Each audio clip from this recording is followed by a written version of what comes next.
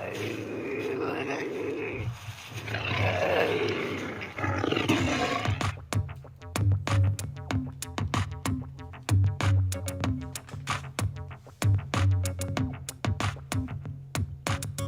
blast off in my time machine. Third eye feeling like an Evazine. Blast off, blast off, blast off, blast off. Come blast off in my time machine.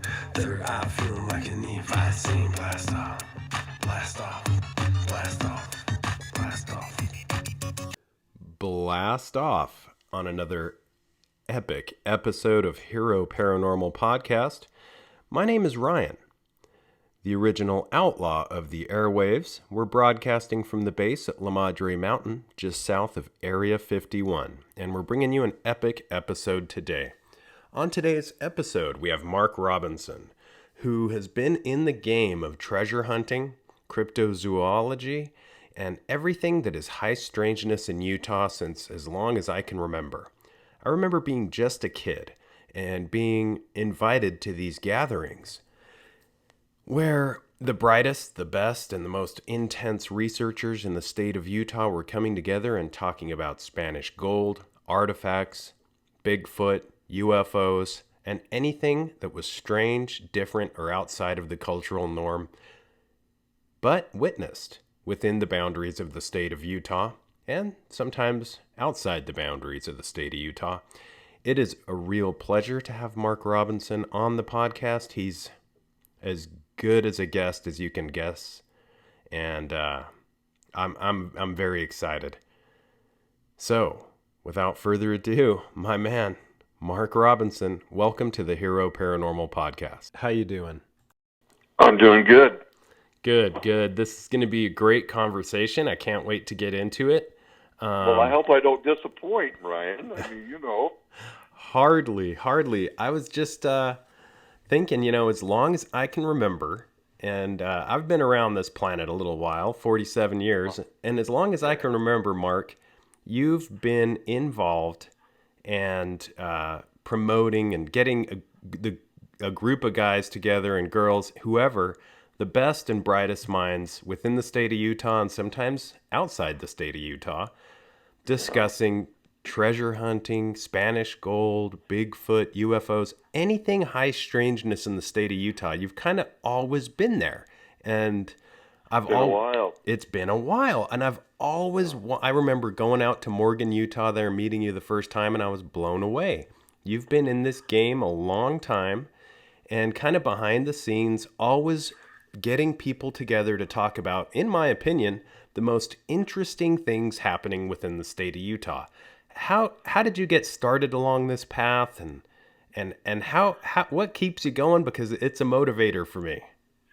Yeah, well, Ryan, the dangest thing. A friend of mine from high school and college, we were best friends with each other, and then marriage happens and kids happen. We lost each other for a long time. I looked up one day and there he was, and we took off, went for a ride, and hadn't seen each other forever. And he goes, "Mark, you can't eat these books. Well, there was a writer, a local writer in Utah. He got in a car wreck in like 1990 something. Anyway, he wrote a bunch of books, and we just got into these books, and it was mostly treasure in the state of Utah. I mean, on virtually all of it in Utah. And we just got into it big time. And we started going out. And there was actually three of us. And one day, I heard, I didn't know anything about, his name was George Thompson. And I heard he lived in the town that I lived in at the time. And this was like pre-cell phone time. Few guys had them, but mostly nobody. So anyway, I was out and about, and I went to a phone booth, and looked it up, and there he was. I mean, there was his number, and he was only a mile away from where I was, so I drove over, and I thought, wonder which house. Well, here's this house with mining stuff all over, and I went back and called him. He said, "Yeah, come on over." So we was chasing some stuff down. His books were great. And the good stuff, he would tell you how to get there, but you couldn't get there. I mean, he didn't want you there, but he wanted you to read his books. So I went over and it was a Butch Cassidy hideout.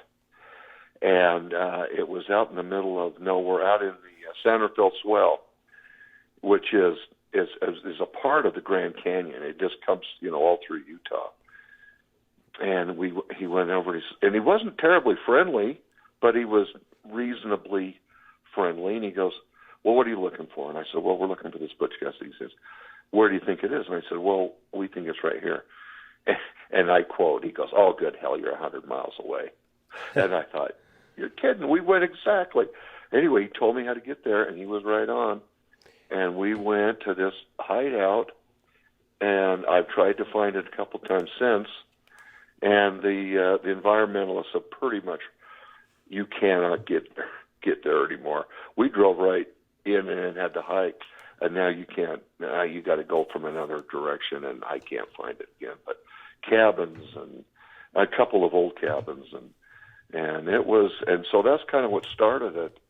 Really, we just kind of got taken by it. It was just kind of like you caught a cold or something you couldn't get rid of. But that's kind of what started it, and then it kind of evolved from there. We met a guy, a friend of mine, one of the three of us that would go out. He goes, Mark, and we hadn't started. This guy, they go, Mark, you got to meet this guy. So I said, well, let's do it. So we meet up with this guy. Unbeknownst to us, at the level he was playing in, I mean, Indiana Jones had nothing on him. And we went and met at this friend of mine's shop, went upstairs in this little room that they would go over plans in. And Wayne comes in. He's got all these maps under his arms. Introduce, how you doing? Good, young.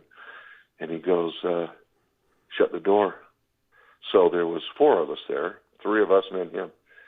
And we shut the door, and he goes, how dangerous you want to make this? and we looked at each other. The two of we looked at each other like, are you kidding? And he wasn't kidding. And he rolls out this map, and it wasn't some old Spanish map. It was his, but he had written all over it. And he rolls it out, and there's chicks, there's circles, there's stars, there's stuff all over it from the Uintas up here in Utah. And, he wouldn't necessarily volunteer anything, but he would tell you, if you ask him, he would go, oh, yeah, this is blah, blah, blah, blah. And so I'm going along, and I go, well, Wayne, what is this? And he goes, oh, that's a Spanish mine we found.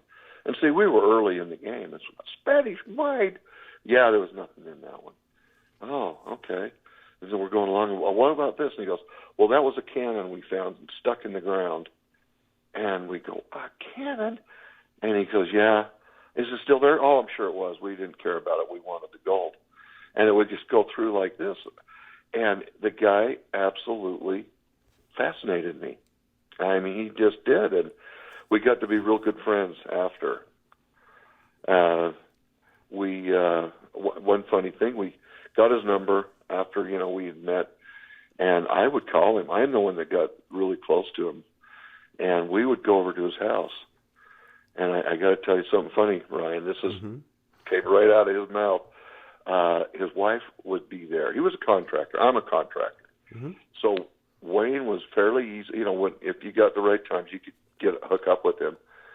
And we'd go to his house, which wasn't all that far away, just down out kind of a little town outside of Ogden. And his wife hated our guts. and I'll tell you why. So we go there, meet there with Wayne, and Wayne would get all excited. Wayne told me once he would go out in through the Uintas, and they were on horses, so they really could cover a lot of ground, and they knew what they were doing. And he said, I'm going to go. And I think he was a shoestring relation to these two other guys. And from what I understand, they were crazy buggers. But he said, I'm going to go meet up with them, and I'll see you, a few days. Okay, be careful. Don't kill yourself. Wayne didn't come back for 10 weeks. He was up there for 10 weeks. And I said, well, Wayne, And he said, yeah, we kind of got on a roll. I guess when he got home, his wife all but cut his head off.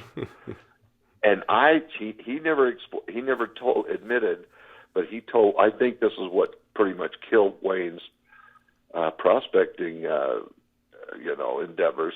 And then we come in and we get him all pumped up because we were pumped up, and that's why she hated our guts. But we would come over and he would go get his maps and stuff, and he'd go over and, I'm getting so excited. And he would tell us this, that, and some of these, he got into some pretty amazing places. And, it's kind of funny. So we never did get to go out with him, but we tried. And, schedules and stuff. And we all had families, and he had pretty much, his family's kind of raised and gone. And a friend of mine, this is how the powwow started. I'm a contractor. I was building my own house, and there was a guy that came around there. Now, you've met Kent. Mm-hmm.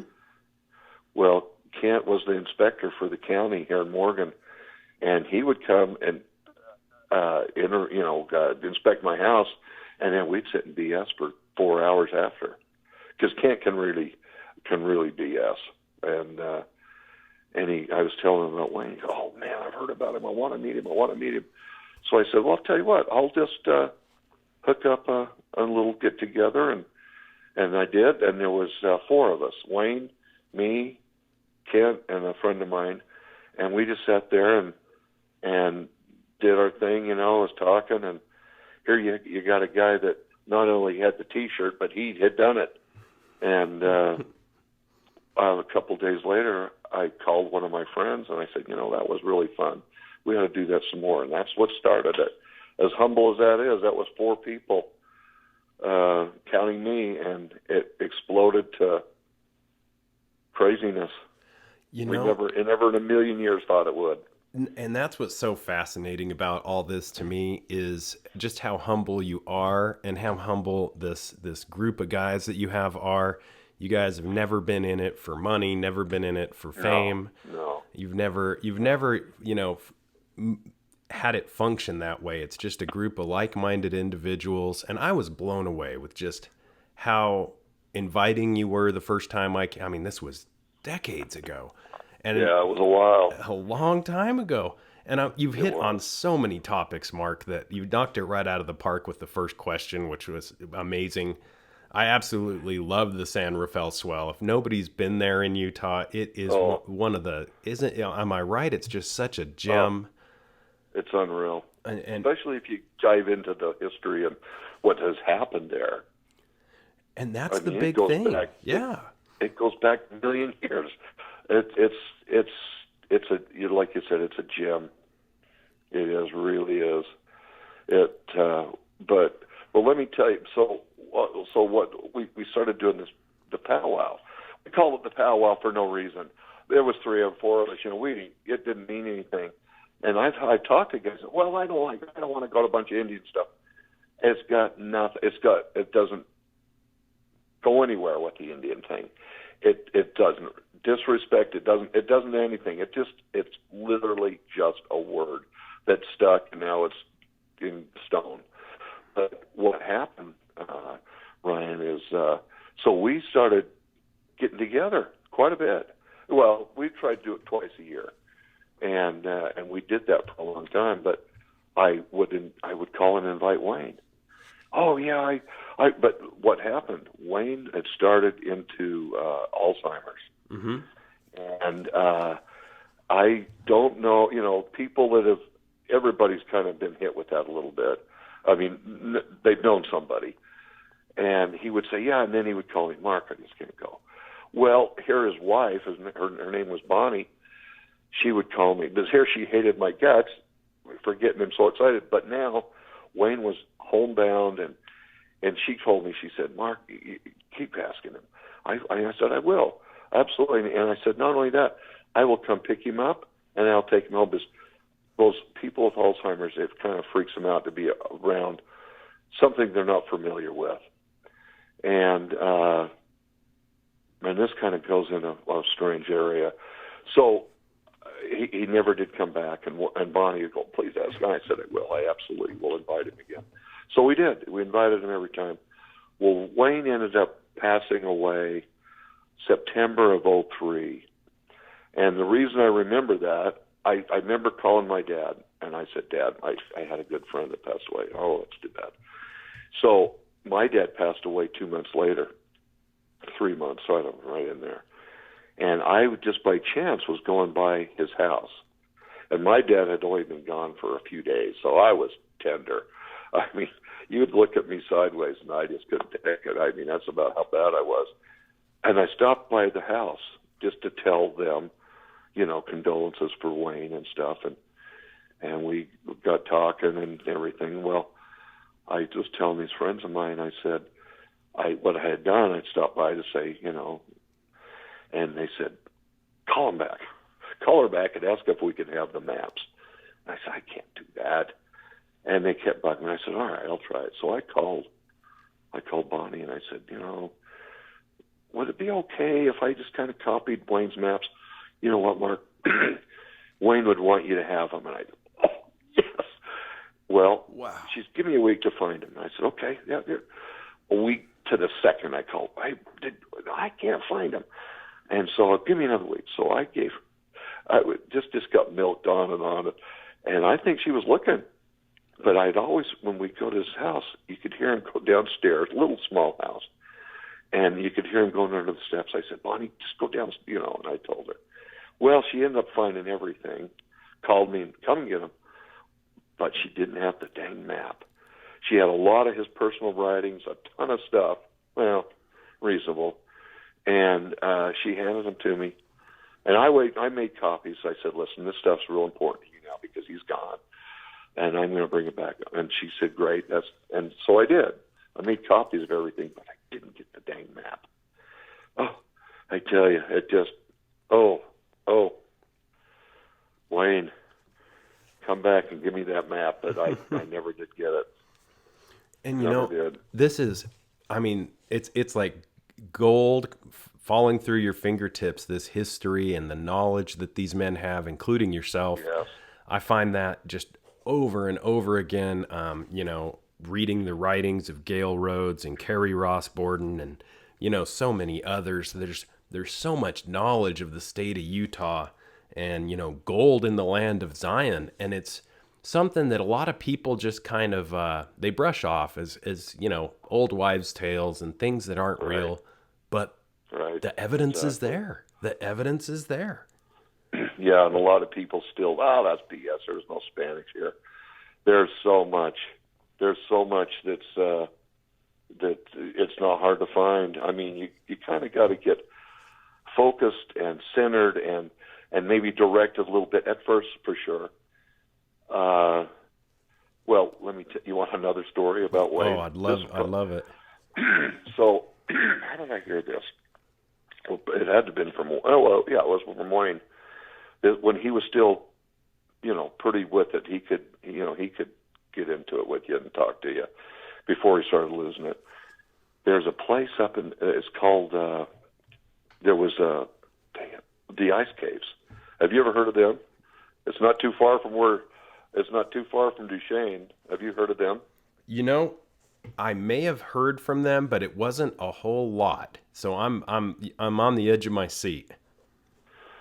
Well, the Ice Caves, now there is a lot of tribal land, but you know, you just got to know not to go there. I mean, hello, you just don't go on that Indian land. Boy, you can really catch hell. Mm-hmm. It ain't good. But this guy, and like I still am. I'm a contractor, and this going to come into involved here. He was telling us that they were him and this guy, and the name. I thought, dang it, that's an odd name. And the guys that were digging my holes, that was their name. And I'll go into that, but they were messing around by the ice caves. This ice cave is a cave, and see, I'm about 6'1", and I have to bend over to get in it. But middle of summer, it can be 100 outside, and the Spanish would put their meat in there and stuff like that. And it's ice inside there. It's you don't have to go in far. Why it works that way, I have no idea, but it keeps things cold. It was right by that, and there was an area there with just a ton of Spanish writing on the trees.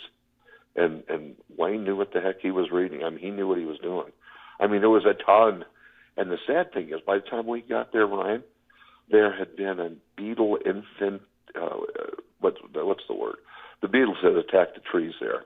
And so they clear-cut the whole area, 5 acres maybe. And funny, just a side note, the bank in Vernal went up and was cutting some of this Spanish tree signs out of these fallen trees and had them in their bank. And so anyway, Wayne and this guy was up there, and they were following. They found some kind of Spanish something, a helmet or something, sword, I don't know. And so this guy, he was an excavator. His sons are my excavators, and they took this D9 cat up there. Didn't get permission from anybody. I'm telling you, if they both weren't dead, I'm sure they'd be in trouble. They cut their own road in, and it was funny because they named the guy's name, and I was cutting a hole a couple days later. I went up to these two brothers, and I said, "Hey, you know this?" And they looked at me and they go, "Well, that's our dad." And it's kind of like, "Why? What do you want to?" And I told him. And the guy says, "I was in high school when that happened, and I was with my dad, and I was driving the cat." Anyway, they go up there and they dig this hole. Well, this road, rather. And Wayne told me how to get there, and he was right on. We went up there, and Wayne had gotten some dynamite. Whoever knows why or how. And this Lane, the kid, was telling me. He was a kid then, high school kid then, and he said, Wayne went in, stuck this dynamite in a hole or whatever they drilled, and he comes running out there. This middle-aged man come running out there just as fast as he can. And Wayne said, all of a sudden, kaboom! And he said the whole mountain just shaking. And they was chucking rocks the size of bowling balls, just mowing trees down. No permission, they just did it. I mean, my word, if you did that now, you'd never get out of jail.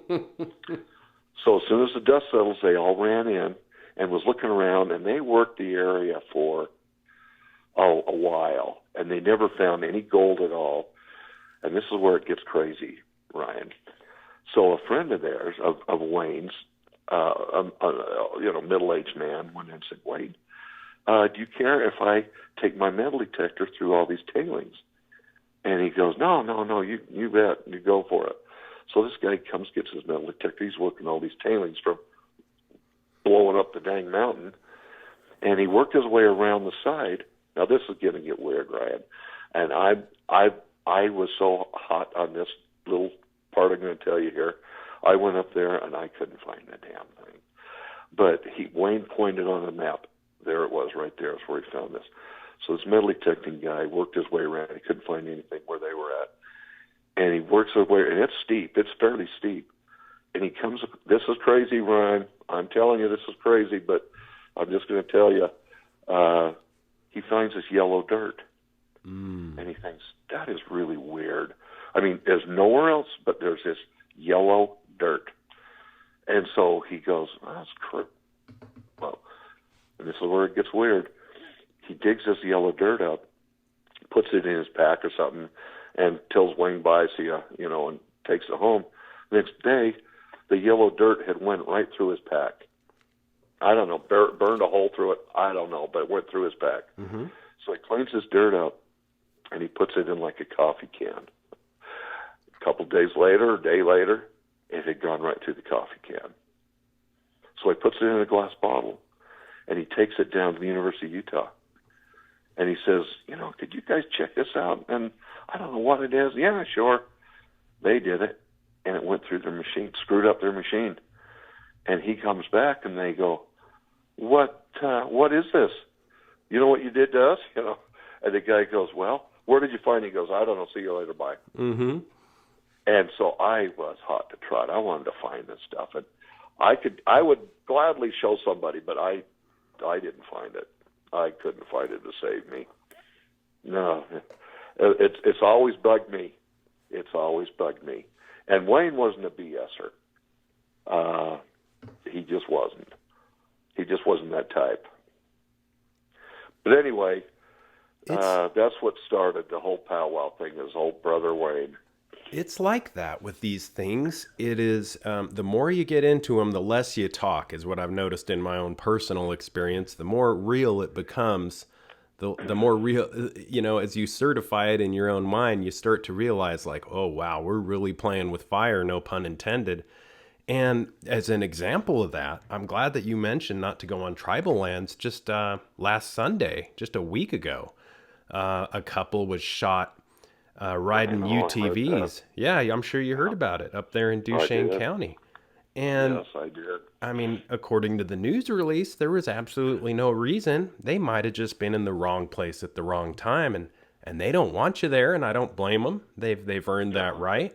But there's many stories like this where, well, a lot of these mines and caves and possible sanctuaries that may hold treasure of various kinds are up in the mountains of Utah. And, speaking with Carrie Ross Boren and others, I've found, Caleb, as we mentioned, the Rhodes family. I mean, there's a long and vast history of the Lost Rhodes mines, and I say that with an S at the end of the mines because it isn't just one, is it? No, there's many. But I'll tell you that place hides a secret pretty well. Mm-hmm. And speaking of secrets, something that I don't want to be a secret is this amazing gathering, this group, the Moon Lake Gathering. And it's something that, talk about giving back to the community that is interested in these mysteries. You don't charge a thing for it. It's free of charge. Let's tell listeners about the Moon Lake Gathering, where it's held this year. It's coming up real quick, and how to get involved. Well, okay, let's just go back 1 year. Mm-hmm. So last year, we'd had the powwow when you came up and talked. We had it up above my house. I live up in the mountains in a valley, and I know the guys that owned this whole mountain range. Morgan County is like 99% private land. Guys, and they go, oh, yeah, sure.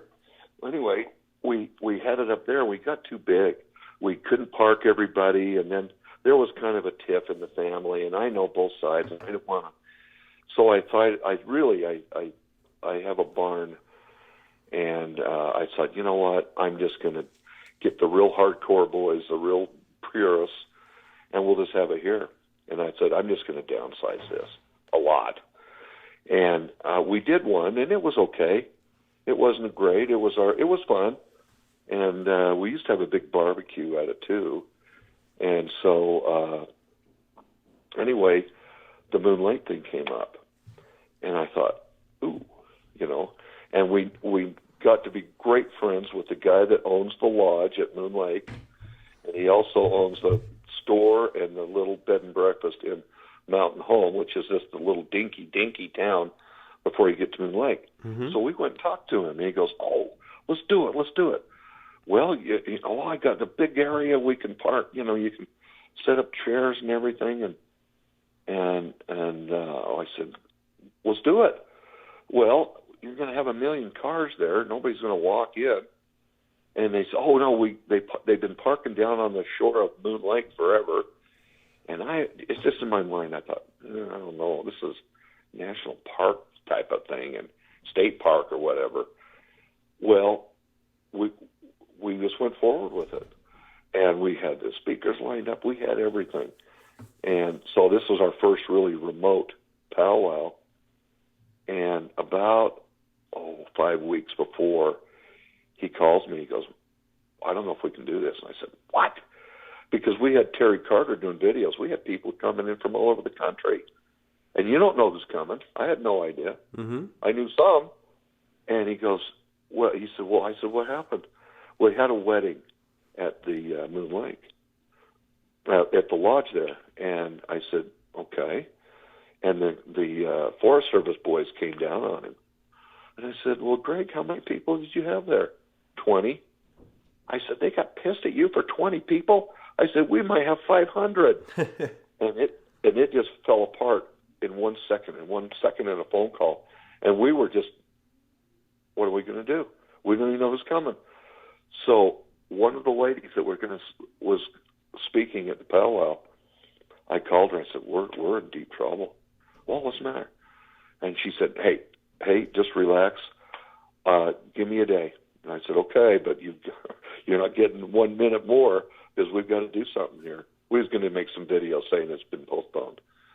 And hopefully, and so she calls me back and says, I got us Altamont Park, which is a little dinky town just outside of the road up to Moon Lake, and it's got a big pavilion, and it was perfect. We ran up there, saw it. We bought the park, rented the park, and it was absolutely letter perfect. At least you're sitting in grass. Bring your chair, and we had the pavilion, and otherwise we were going to be sitting on a sagebrush mountain. I mean, it was kind of sort of cleared out. So we went there, and it was just almost memorable. We had people from, 7 or 8 states, which just blew me away. So this year, it's at the Altamont Park. We still call it the Moon Lake Gathering. And we didn't know if we should call it the powwow because there's a lot of tribal everything up there. And we didn't want to, we're not out to make anybody mad. And it was just a name that stuck, like I said. So it's at Altamont Park, which will be on the 12th and 13th. And so Friday would be the 12th.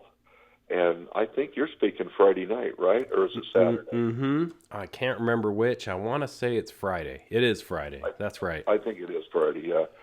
And we've got 4 speakers on each night. But there's one thing that we had up here in Morgan.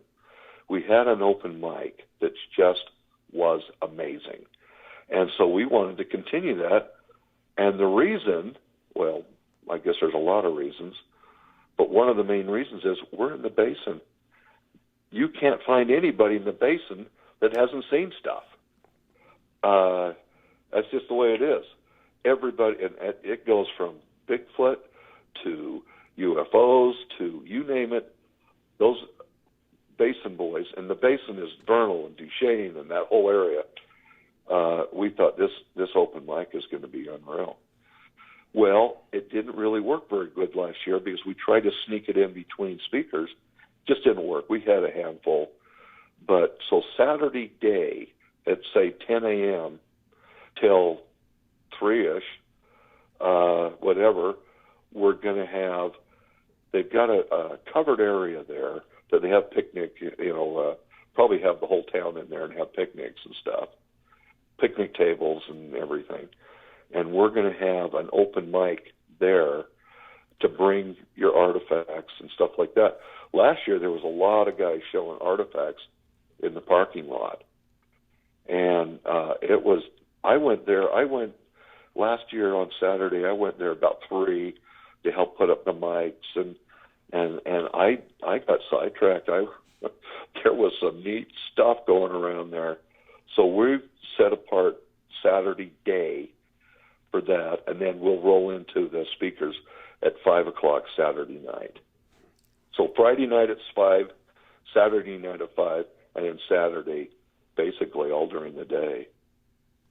Man, it is going to be great, Mark. And you're right about people, locals, having information. And, everybody's got a story. I remember when I first moved up to the basin, my neighbor across the street, her name, she's since passed. Her name was Kitty Manning. And she grew up, and her family owned the Rock Creek Ranch up there. Yeah. Yeah, And she was telling me stories as a girl when she was growing up. And she mentioned that, they had these caves on the property and near the property, and how they would hear sounds inside the caves that sounded like voices. They would see lights going in and out of the cave at night. And, this is treasure land. There is I'll say. such it's a rich also history. tribal land too. It's right. That's right. And So you'd stay away from that stuff. yeah, and historically, the Uinta Basin and Duchesne County have long been home to the Native Americans, and there's evidence of treasure and inhabitants. There's all kinds of, as you've mentioned, there's coke ovens and places where you can melt down the ore.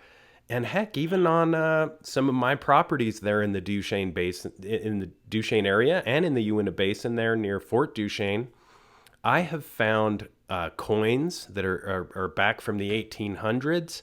I've found artifacts that seem to be Spanish in nature, and I'll bring some of those. And I think most recently I was telling you about a Chinese coin that probably, came from one of the first store owners there in Fort Duchesne. He was from China, and this area is certifiably one of the most rich areas of history that you can come across. It's amazing, and it's beautiful. It is. I'll give you a good one, Ryan. Mm-hmm. So the lady that bailed us out last year got us the park. She's lived there her whole life. And Patsy, she was telling me, so she goes to school all through Duchesne, the Duchesne High School, the whole thing. And when she was a young girl, probably 12-ish, she had a really good friend, and her dad owned the store there in Duchesne. And so she would come to work for her dad. And so, this was probably the 60s, I'm sure, because Patsy's just a few years younger than me. So 60s-ish. And she said she would work the cash register and stuff for her dad. And let's see, how did this work? Oh, yeah. So there was an old Indian that would come in to buy, what he needed for the month or whatever. And she would help him, and this guy would give her a gold nugget, a little gold nugget. And her dad said, yeah, when he comes through, yes. So he came back, and he'd buy all the stuff, slide her over a little gold nugget. So one time, this last time, and she sent me a picture. Patsy sent me a picture of this coin. It wasn't her, it was her girlfriend, but So this old Indian came in, bought his stuff, and this time he didn't give her a nugget. He gave her a Spanish coin that was like pristine. Whoa. I mean, I'd have to go dig. Ryan, remind me, and I'll show you the picture. I've got to dig it out. It's in my phone, and at night it's hard to find stuff in there. But he slides this Spanish coin over to this young girl, and he walks out with his beans and rice or whatever, and the little girl grabs the coin and runs it over to her dad.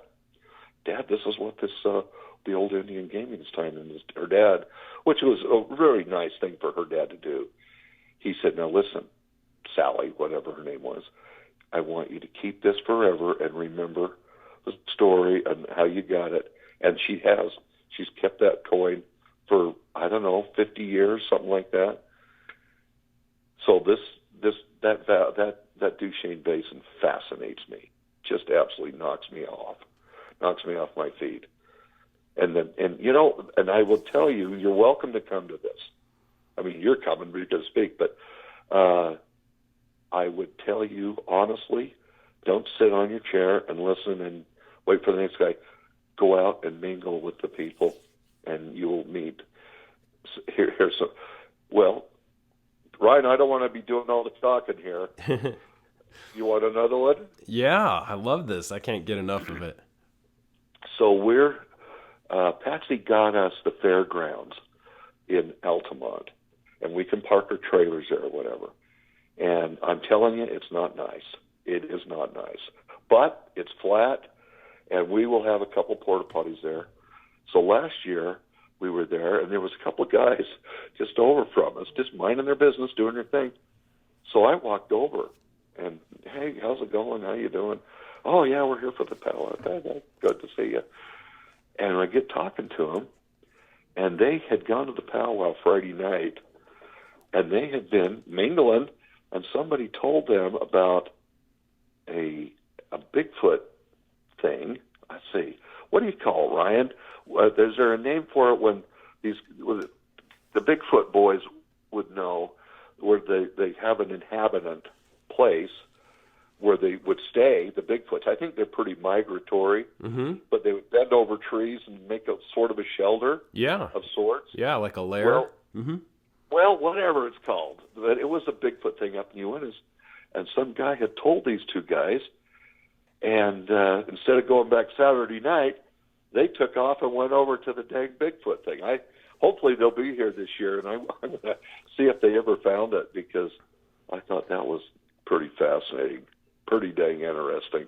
And they didn't make it back. Funny, cracks me up. I probably would have done the same. Yeah, you've brought in you're hitting all the points, Mark. You've brought in a big area of high strangeness there in the basin that has been going on for a long time. I remember being a fly fishing guide up on the Green River for about a decade, and you'd hear these stories of these mountain men, and they had a lot of sightings of these creatures in the woods. And, you know, I was a part of the first, I can't say the name because I had to sign an NDA, but the first big, real large Bigfoot hunting expedition in the state of Utah by, really? Yeah, one of the most prominent groups. And I'll tell you, it was right there in the Uinta Mountains, and things were found. That's as far as I can go, but things very obvious. I mean, I'm convinced. I'm a total believer. I remember being on my horse right there in Duchesne County, and I was up on a bluff, and I saw what I really honestly believed it was just a guy in a big fur coat, maybe a crazy person or something. And so I wanted to cruise over and see what was going on, and we could not. This was my fastest horse. We couldn't catch up with the thing. It dusted us. Really? So there's something to all this. I mean, kind of switching gears into the cryptozoology there in the Uinta Basin and Utah in general, there really is a lot of stories, and there really is something to all of it. I think so. We spend a lot of time. We've got to the point where if we don't know you and know your story, we will. You're not going to speak at the powwow. And if we find out, hear your story and you're legit, then we'll talk. But we had a guy, Ryan, and so there's the south slope of the Uintas and the north slope. And all this that we're talking about is on the south slope. Mm-hmm. And in my opinion, the south slope's a lot wilder than the north slope. Mm-hmm. Not that there's not some wild stuff on the north slope. We went and interviewed a guy, fascinating guy. They were on the north slope, so there was on the opposite side of where we're all at. And he and his neighbor took their sons up to go fishing. And I'll even tell you the drainage if you want me to. And the lake that they were on, Kuberant, is the name of the drainage. And Kuberant, historically, they said that the Indians wouldn't let their people go up there because of the mountain monsters and stuff. And there's been a lot of sightings in that area. Well, they hiked into the lake there, Kuberant Lake. This was years ago. He's an older man now. And in fact, if you want to go to our Facebook page, we've got pictures of some of the footprints that they pulled off. Oh yeah, let's tell our listeners what the name of the Facebook page is so they can find it. It's Gathering at Moon Lake, and then /Morgan Powwow, and it'll take you right there. And go digging through there. We've been putting a lot of stuff on there this year. So they're up there fishing. And the thing with the Uintas, if people that are from up here know what I'm talking about, people from out of the, not from the area, if you don't like this lake, there's another lake a half a mile away. And if you don't like that one, there's another lake a half a mile away. That's the Uintas. There's a ton of lakes up there. So they were fishing the lake there, and they go, and so there was 2 adults and then probably 5 or 6 young boys.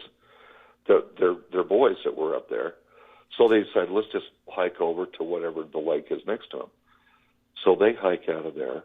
They get onto a high hill overlooking Kuberant, and they look down there, and there was a Bigfoot drinking out of the lake or whatever. Maybe he was fishing, but they said they got a perfect sighting him, and I mean there was no question. And the dang boys, they sit and watch, and the dang kids, which the kid would do, started screaming and yelling. The Bigfoot looks up at him, and he turns around and starts off into. It took a while to hit the tree line, and the two dads go, let's go down there. So they told their boys, they said, don't you move, don't you dare move. You sit right here, and I don't, And so the two men went down there to chase him, so they got down there, found the footprints and everything, and they followed him for a while, and they looked at each other, and they said, do you really want to catch him? And the other one says, no. And so they got the heck out of there. Mm-hmm. And he just got hooked on Bigfoot after that. And they went back up there in light snow, so they thought they could find footprints easier that way. And he was with his boys. Well, the boys were a lot better shape than he was in. And in the same area, this was, 5 months later or whatever, and they get up, the kids got to the top of this hill where they were going to take a rest, and they saw that it had to be the same one. And they saw him, and they start screaming. Well, the Bigfoot takes off, and the poor dad, he by the time he got there, it was gone. It'd be like pheasant hunting with a dog that's 3 fields ahead of you. You're not going to win there. The dang dog scares up everything long before you get there. But we've invited him, and he's kind of shy. We haven't been able to get him, but that's the kind of guys we go chasing down. They are real assets in this community because it is, there's so many folks that have had high strangeness occur in the Uinta Basin. You get UFO reports, you get portals that open up and close. The Utah treasure aspect is something that you can legitimately, kind of a nuts and bolts thing, if you get out there and dig around and use a metal detector. It's something that you can actually nail down and say, here's the proof, showing some of the artifacts. But some of these other things are so wild that you really have to get it from the horse's mouth and hear it from the people who have experienced it. Right. That's true. We had one that was just, I'd heard it. The guy that told me it's his family, and they have been unbelievably lucky and successful about finding stuff. But they went to, there's the story on our Facebook page and a picture of this. If you want to hear crazy stuff, go to our Facebook page and read the story. You'll go down, you'll see it. It looks kind of like a volcano, and it's right there in the basin. And read the story. It would take too long to tell it to you on here. And it's only, it's not a long story, but it's a fascinating thing. I went to lunch with the guy that did it twice. I went a few years ago, and then I went the other day because I wanted the guy that writes for us Mm-hmm. to hear it. Because he wanted to do an article, and he did, put it on our Facebook page. And I'll tell you what, if you haven't read anything for a while, read this one, because and with pictures, it is amazing. Yeah. And the story is actually longer than the article, but pretty good stuff. It's funny, man, speaking about branching out, when we first started, it was Spanish Gold, George's book, Spanish Gold. And to be honest with you, we just kind of got burned out on it. And so we thought, what would be cool? Wouldn't it be neat to get a Bigfoot guy? And that's about as far as it went. And I remember telling the guy, I said, where are you going to find a Bigfoot guy? I mean, that's got to be pretty rare. Not so much. If you get out there and get talking to people, there's a lot of people that have had some pretty dang good sightings, very good sightings. And it's not that hard to find them. We have found a bunch. I've heard a bunch of stories, and to be honest with you, almost all of them I find very, very legitimate. They're not the type of, they don't go looking for you. You go looking for them. So why would they spin you some yarn that's just a mile long? It's they're there. I mean, I haven't seen one, but yeah, they're there. Oh yeah, and it can be that thing, that kind of connecting thread to this weirdness. I remember when I get kind of a hard time from my wife's family sometimes because they know I'm into some things that are a little bit fringy. And I remember speaking with my father-in-law who passed, but he was a Navy SEAL, SEAL Team 6. Went to Vietnam. Very very real world guy. And you show him something to convince him. And I remember one day, he and my mother-in-law pulled me aside and they said, Ryan, when it comes to the Bigfoot thing, you got us convinced. We were in Oregon where they lived, and they said they were just driving down the road and it crossed right in front of them. And they both looked at each other and said, okay, then. And this stuff happens, and you don't have to be a believer. A lot of these people with stories, they're not believers when they see these things, and they only become believers after they've seen these things. Wow, that's cool. And after that, they were all on board with you. Yeah, I didn't seem as weird, I guess, to them, but it's amazing. I think it's such a good group of people that you have, and I'm so glad to be confirmed on the speakers list because I can't wait to share some stuff. And I've seen it. I mean, I've seen the Utah treasures, even if those are just coins or Spanish stirrups that you dig up out of the ground. I mean, this is stuff I've put my hands on and seen. And, you can't say somebody just went out there with these stirrups and buried them for fun. I mean, these are things that are hard to come by. And that's what's amazing. Just another guy I know that I do, he does a lot of work for me. And his ancestors have found all kinds of things, Spanish bridles. I mean, you name it. It's up there. It's up there.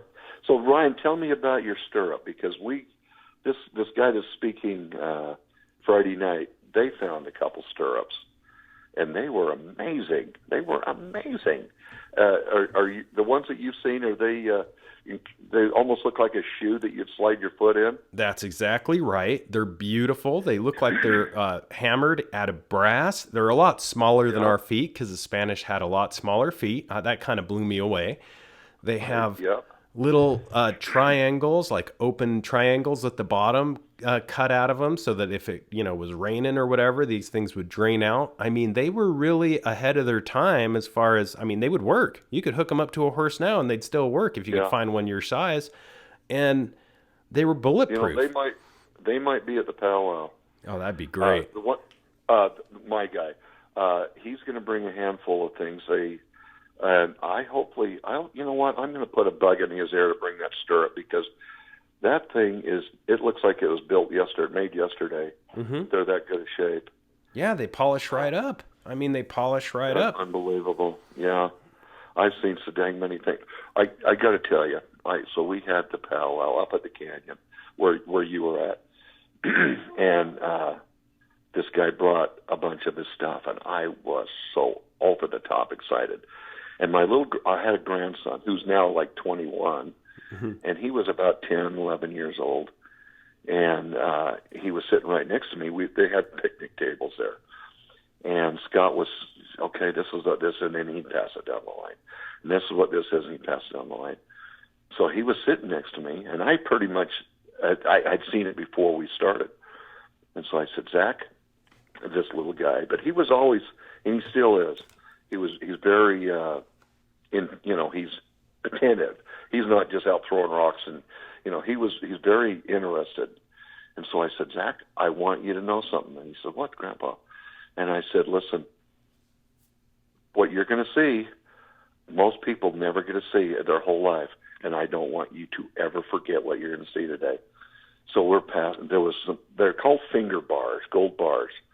Have you seen any of them yet, Ryan? Mm-hmm. Yeah. And you know the reason for the finger bars, because if you loading some mule up and you got a 500-pound bar, you're going to, so these finger bars, they were about the, at least his are, about the size of a Butterfinger candy bar.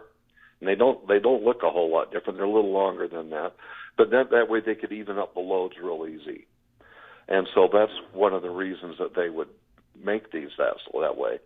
So we're passing these down, and a gold bar, gets handed to him. He looks at it, yeah. And I thought, Zach, do you know what you just said? And then there was some Spanish crosses, and you've heard of the half cross. I'm sure you've heard of it and seen pictures of it. Well, that came to him, and there's a gold nugget embossed in the map on the half cross, and that goes by, and he didn't care because there was a Spanish sword coming down the line, and and he just lit up like a Christmas tree with his Spanish sword. Hand him a gold bar, hand him a Spanish cross with markings on it, It just made me laugh. I mean, I'd never forgotten that. It just made me laugh. But he got to see him, doggone it. Lucky. Now, he's going to have some of that stuff. I know darn well he won't pass these around. He's speaking Saturday. I'm sure. I don't know for sure. Well, he said he will bring some artifacts. I don't know to what extent. You can see him. I'm sure he was not going to let you manhandle him and touch him, and that's understandable. Don't blame that. And some of these things, some of these artifacts, they predate, and this is what's so amazing. We have such a temporary time on this planet as human beings, and some of these artifacts, I've seen pictures on that Gathering at Moon Lake Facebook page that blow me away. I mean, necklaces that look identical to the Dry Fork Canyon petroglyphs of the on the main trail there. I mean, we're talking about stuff that there's no telling how old some of these things are. Yeah, I agree. You want Ryan? I'm doing a lot of talking here, but you want another one? Yes, sir. I do. Absolutely, Mark. Now this is on the north slope, so it's the opposite side of where we're at. We had a guy come to our powwow, and it was fairly early on. There was only a dozen people, and in fact, this guy just passed away within the last 2 months. He came, and he came twice, and there's a lot of guys didn't like this guy. I got along with him okay, but he was telling us a story. And there was one of my, when we first started, a lot of my subs were coming to the powwow, and they still do, a lot of them. And there was a guy that came, and this guy was like the poster boy for the Energizer Bunny. This guy, he could hike 100 miles a day. He's just that kind of guy. And he was in the search and rescue up and throughout the Uintas along. I think he still is. But so this guy was telling us a story, and I'll tell you the story, and then I'll tell you where he just kind of chirped in. So he met this kid, and he would get in at Bear River Service. Now you know where that is. Mm-hmm. It's just above Evanston there, and this kid would take guys fishing on horseback, and you'd kind of like what you did, kind of what do you call it, outfitting or you bet or guides or whatever. So they got on their horses, and he would take them to this lake, and then they'd fish, and then they'd jump on their horses and go farther in, and another lake, and another lake, and another lake. So they'd be gone all day, and then some. So the kid, probably 20, 18, something like that, he goes, you know what? I'm sick of fishing. You guys fish, and I'm just going to go messing around, and I'll be back in 2 hours. The kid jumps on his horse, and he goes, and now I didn't understand this, and I was told this the other day, a year or so ago. I didn't realize how this works. The Gold Vein, like all the mountains, except for the Uintas, which go east and west, all the others go north and south in like the whole country. And they said that the Gold Vein will start, and it's like a snake. It goes deep, and then it comes up, and it goes deep. Well, obviously, you're not going to be able to get down to those deep ones. But as that vein goes up, it would get closer to the surface, and sometimes probably break the surface. Well, this kid, just by chance, happened on an open pit Spanish mine. And, it was open. And so he was just thinking, and he didn't know what it was. He had no idea. And obviously it was very high in the mountains. And matter of fact, it's just on the other side of Kubarat, where he's talking about the Bigfoot stuff. And he sees this big old rock, and he said, that's really kind of cool. So he grabs it, throws it in his bag, and then he works his way back to the fishermen, and then they, obviously took off. So he has this rock, didn't think much about it. Well, this guy heard about the story, hit the kid up and said, can I, and the kid said, yeah, here it is, look at it. Can I take this and have it assayed? And the kid said, yeah, I don't care, just, get it back to me. So he did, and the dang thing was like, I don't know, solid gold, but it had a ton of gold in it. Mm-hmm. And and so we're sitting here at the powwow, and I was looking at this, he was my plumber, and he was kind of making faces a little bit because he was following where this guy was taking him, but the guy didn't think anybody knew where he was at, or he wouldn't have gone there speaking, because that's just the way he was. He'll talk, but he doesn't want you to know. And so Jed goes, well, now I'm making some of this. Is there a dead tree with a big rock that looks like, he goes, yeah. Mm. And so the guy had figured out that he knew right where he was at. And he's I got to go. And he walked out and drove away. Oh my and we kind of looked at each other and we go, did somebody say something that kind of made him mad? And I get a phone call. Who's that kid? And I said, well, da-da-da. And he goes, I'd really like to talk to him sometime, maybe. And anyway, Jed told me how to get there. Took the four-wheelers in, drove up to the lake where the guys were fishing, hiked over, and we kept going, and we couldn't find it. So we get home, and I call him. And he says, oh, you're right next to it, just around the bend. So we said, well, we'll go again. And I don't know if the Forest Service filled the road in that we rode into and revegetated it. I don't know, but I couldn't even get to the damn lake. And I could scream, but it's there. It's there, yeah. And a lot of things are like that. They're hard to get to. A lot of these general areas, when you're in search of these, it's hard to exactly pinpoint, technically where they're at. And that's why it's so important. I mean, I see these amazing tidbits of knowledge, unless you have gatherings like this one that you do at Moon Lake, Mark. I see these tidbits of information and history just falling at the wayside and being forgotten over time. And so it's so important to get like-minded people together like you do. Well, Ryan, it's not for our good looks and charm and ability to BS. It's the content, and people love it. It's nothing to do with us. We just happen to be there and facilitate it. It's the content, and people love it. Great way to give back to the community that's so interested in it. And I mean, the breadcrumbs are there. Caleb Rhodes said that he was aware of no less than 7 gold mines, And I mean, This is fascinating to me. I mean, it's not just one. Well, so the one story, Ryan, is this happened. One of his big mines that he and the government moved, and you know this story as well as I do. The government moved the tribal land over.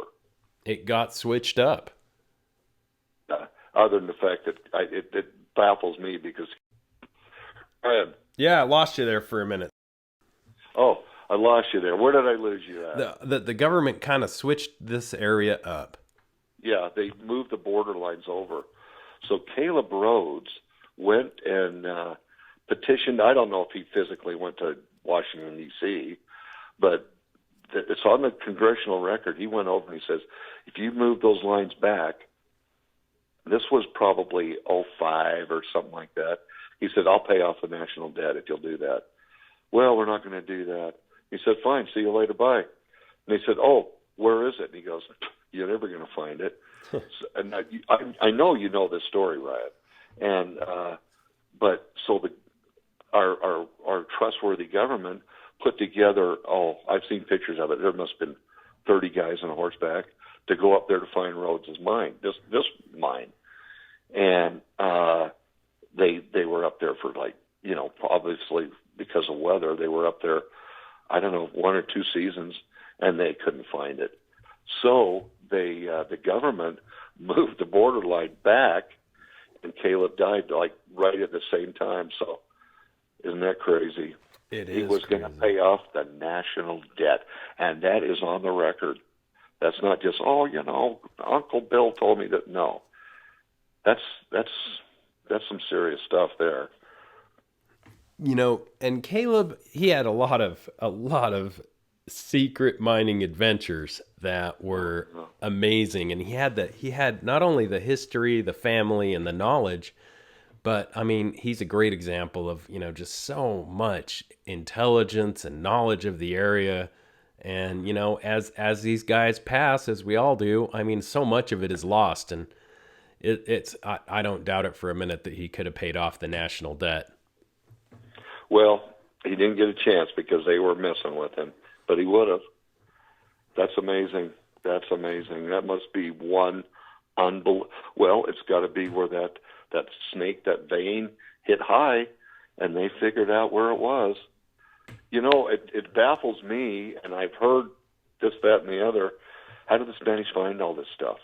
I mean, and I've been told they doused it, Mm-hmm. which is baffling to me too.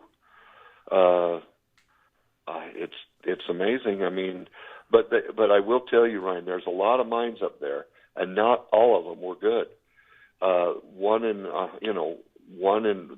the ones that they would really knock out, they were the real thing. But then there was a lot of them that were just duds. Yeah. So you could find a mine and get all excited, and they left it. And, you know, we just had the 24th of July, Pioneer Day, great day for Utahns. And, you know, for those that say, you know, this stuff doesn't happen, I mean, you've got to remember that there's a statue there at Immigration Canyon. And who's he there standing with other than Escalante and Dominguez? And they were out there doing exactly this, routing and mapping routes for Spanish gold trails. And it's, among other things, you know, this is going to be great. And let's just touch base one more time on the Moon Lake gathering, the gathering at Moon Lake, what days it is, and how people can get up there, get situated, and take part in this amazing thing that's been set up by you. Well, it's so we kept the name Moon Lake because we had started there, and we had of all the stupid things, we still had our posters. But we've moved it to Altamont on, 12th and 13th of August, 2022, and they will be full days. I'm here to tell you. Friday day, so they start at 5 o'clock and go till about 10 on the Friday night, Saturday night. Saturday day from 10 o'clock until till whatever, 3 or, well, we won't go past 3 because we'll have to get the microphones and stuff and all that ready over there. That will be the open mic. That will be a time to see what guys will bring stuff. Obviously you can't guarantee it, but I would bet money on it because I know some stuff being, brought for Saturday day. Now, Friday day, if you got there early, you could go up to Moon Lake. And Dan Lowe, as I hate to push this button too hard because he doesn't want to take a million guys, but that's basically where many think that the sacred mine is. And it got hit by the fire last year. There was a chicken ladder that burnt down that just breaks my heart. That sucker was probably 500 years, 300 years old, whatever. And it burnt. And the area, a lot of the tree signs have been burnt down. And but he kind of takes you. It's just on the side, right above the lake. But he took a group last year. There's a lot, there's a few things happening. There's going to be some guys doing storytelling at the lodge there on Friday day. And then, we just kind of migrate over to the park Friday night. And you know what? We ought to talk a little bit about speakers. So, and that's just so everybody knows, that's Altamont City Park. Going to talk. Oh, sorry you cut out there for just a minute. Dave Bullock. Now, we met Dave last year, and it's fun because his dad and grandpa, and he was just a young boy, they were out looking for the Lost Roads mine, which is a really famous mine. And you talk to Dave, and he told me, he said, Mark, don't be calling it the Lost Roads mine. It's not lost anymore. And I thought, wow, I can't wait to hear more on that. And then on the top off Friday night, we have a lady that's coming to speak on giants and unearthing giants all over the United States. And she is really, really fascinating. She's been doing this a few years. I've heard it. And she is amazing. She knows her stuff. Then that pushes us into Saturday. Okay, so back on Dave Bullock, he is a professional storyteller, and he's just funny. And so Friday night, I think that his plan is to kind of sort of like cowboy poetry type of thing. And then Saturday day, I was talking to Dave because he's been involved with this stuff forever. And he goes, well, tell me about Saturday day. I said, well, it's open mic. And Kent and I had pictured there'd just be groups talking, all over. And he goes, Mark, no, you can't do it that way. And I said, well, what do you mean? He said, let me MC it, and I'll kind of control it. And I said, Dave, it's all yours, bud. You go for it. So he's going to MC Saturday day's open mic. And then Saturday night, there'll be Alien Dave, our buddy Dave Rosenfeld. You bet. Who is amazing. And I might add about Dave, I didn't know this until a year ago. That guy is the most amazing artist I've ever seen in my life, Ryan. He's so talented. Yeah. Oh, I said, Dave, my kids, you did this? And he's an intelligent, good guy. And he's into the paranormal and UFOs and stuff like that. Like Dave a lot. Okay, so I said Dave, and then we've got, Dave Bullock, and he's going to get serious Saturday night and talk about like the Rhodes mine and stuff. Amazing guy. Who am I missing? Dan Lowe is going to speak. Ryan at all? He's a historian, is that right? Yeah. Treasure hunter, but he is. You get mad at me all you want, Dan, but good friend, very, very knowledgeable about a lot of things and treasure and the history and that. And then, Ryan, we have the mystery speaker. Oh my gosh, this is going to blow everybody's minds. Now, Ryan, don't give his name. No, I sure won't. I sure won't. Yeah. I went to lunch with him about 5 weeks ago, and I'd heard this, that, and the other about him, and I thought, well, this guy's interesting. Ryan, he knocked me off my feet. I sat there for 2 hours in the restaurant, and I had my hands hold my head up. I was taken by him by that much. He's a real deal. Yep. Unbelievable guy. And we've done some videos with Terry Carter. If you want to see some one-on-one Terry Carter's YouTube videos, he does a lot of videos on all this stuff, and he's done a lot on the powwow. So if you want to see some stuff, go on there because he's got a bunch. But give me your 2 cents worth on our mystery speaker. Oh my gosh.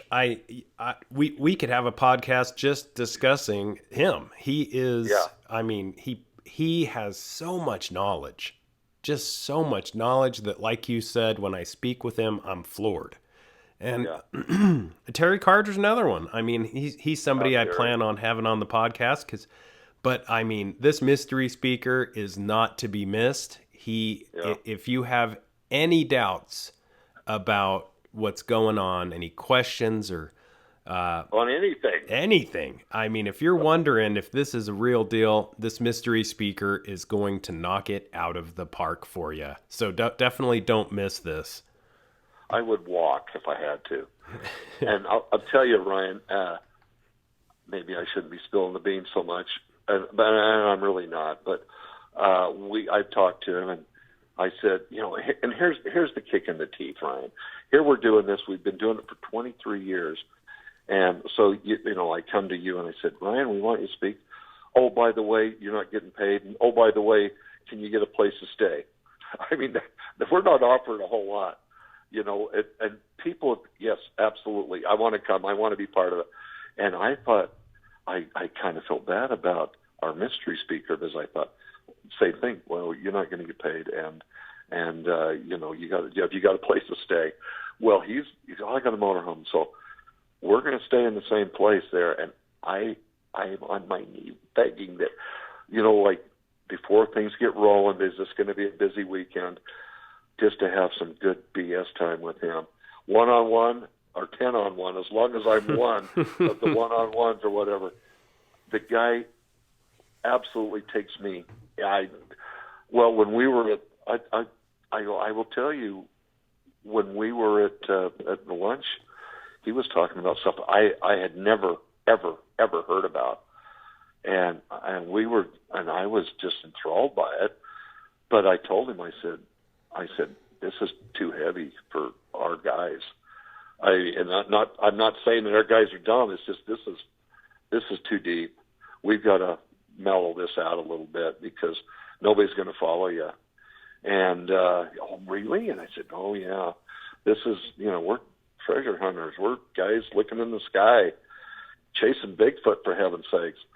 So he said, well, we'll go into this, and when we did the video the other day, I said, Terry goes, no, don't say it. We're going to, no. And I said, okay, I won't.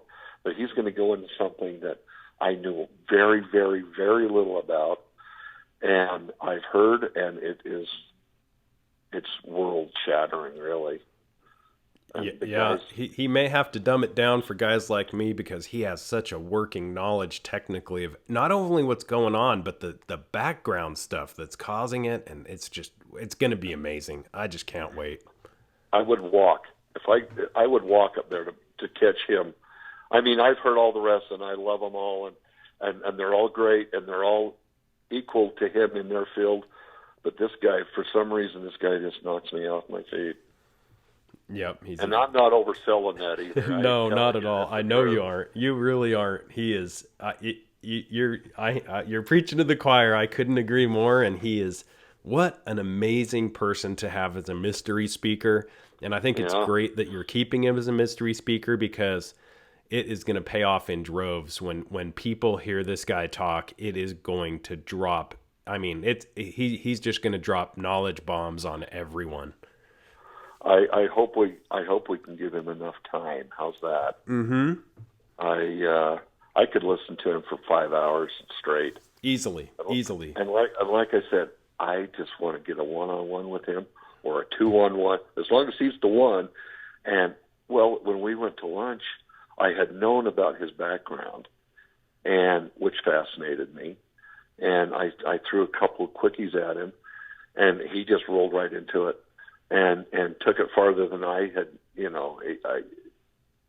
what a guy. It's gonna be a great gathering, Mark, and I'm so happy to be a part of it. And I think it's so just noble that you guys have been doing this for so long, bringing the best and brightest minds for free to people that are interested in this subject. And again, it's Altamont City Park. And definitely be there if you can carve away time. Listeners, definitely be there. It's not to be missed. A lot of bang for your buck, and it's free. There's no buck. It's just a lot of bang. one thing, though, too, Ryan, that I have got to stress, Mm-hmm. we are really hoping that people will donate. Last year we covered everything. We've got the park, we've got porta potties. If you don't want to pay, donate, don't. But I'm telling you, it would really, really, really help us because we're into it over $1,000. And this thing could die real quick if Kent and I are coughing up a ton of money. But all in all, it's free. But I will tell you, for dang sure, bring a chair. Hello, bring a chair. Yeah. Don't come without a chair. And Friday night last year got a little nippy at night. Saturday night was amazing. It was just perfect weather. So you would be well advised to bring a hoodie and a chair. And But no Mark, matter what, a chair. sorry to interrupt you. Where do you have a website, or how do you recommend people donate? Well, we've talked about that, and we don't want to get. All we're doing is covering costs. We're not here to make money, and so they said that you can kind of get your button a sling if you're doing over. So we're just doing it there. Sure. We have a raffle. I don't know. Ticket will be $2, whatever. There was an artist in New York that used to be one of our powwow boys, and we've been trying to get him to move back. I don't know how much time you got left. How much time we got left? We're just wrapping up, but we can do. Let's cover it. Absolutely, this is absolutely worth covering. He's made a lot of guys make pins, but he's made pins and he's put Bigfoot on it, and I mean it's amazing. It is just amazing. And then we've got some guys that have done some iron work, like a fire starter thing. And Kent has got a bunch of old coins that will be part of the raffle, like 50-cent pieces and stuff like that. But we're hoping the raffle, we're going to be selling pop and water and stuff, with the little bottles of water. We just want to cover our hardcore, our hard line. And that's our plea. That's all. Magical stuff, man. Magical stuff you're doing, Mark. I appreciate it. And I can't thank you enough for coming on the podcast today. I enjoyed it. We'll have to talk again soon, and I can't wait to see you in person. Yeah, we'll see you in, like 3 weeks, I think, right? It's coming up quick. I know, 2.5, 3 weeks, something like that. Yeah, I enjoyed it, Ryan. Appreciated talking to you, and I always like talking to you. Well, have a great rest of your day, and we'll talk again soon, my friend. Okay, see you later, Ryan. Mark is the man. He always has the answers to any questions I have. He's been doing this for so long. He cares about the subject matter. He just wants to pass the baton to younger generations. Keep that spark lit for inquiring minds wanting to know about Utah history and the magical places where this has all taken place. The Wasatch Front, the Uinta Mountains, the magical Uinta Basin of Utah, all places that cannot be ignored when it comes to treasure hunting, giants, Bigfoot, magical dirt, Utah gold. I mean, this is the gathering. It is the gathering at Moon Lake / Morgan Powwow, if you're looking on Facebook. And it is going to take place at Altamont City Park. And you definitely need to be there. It's coming up real soon, and you don't want to miss it. So the exact dates of this, 12th and the 13th of August. And it is, again, the gathering at Moon Lake. It is at Altamont City Park. These guys have covered all the costs. It's 100% free. It's not one of these conventions where they have high ticket prices and these are actors. No, these are people boots on the ground in Utah. They've been doing this a long time, and they're not in it for the money. They are just in it to be speakers, confirm what we already know, give more information, and it's a great way to make connections with the people that are really the backbone of all of these interesting topics. I highly recommend it. Again, It is August 12th and 13th, and it is at Altamont City Park in the Uinta Basin in Utah. Be there. Until next time, keep your eyes to the skies, feet on the ground, and don't forget to take a look around.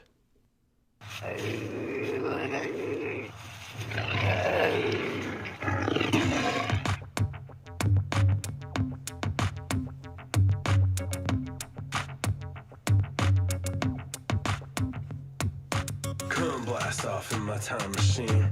Third eye feeling like an Visine. Blast off, blast off, blast off, blast off. Come blast off in my time machine. Third eye feeling like an Visine. Blast off, blast off.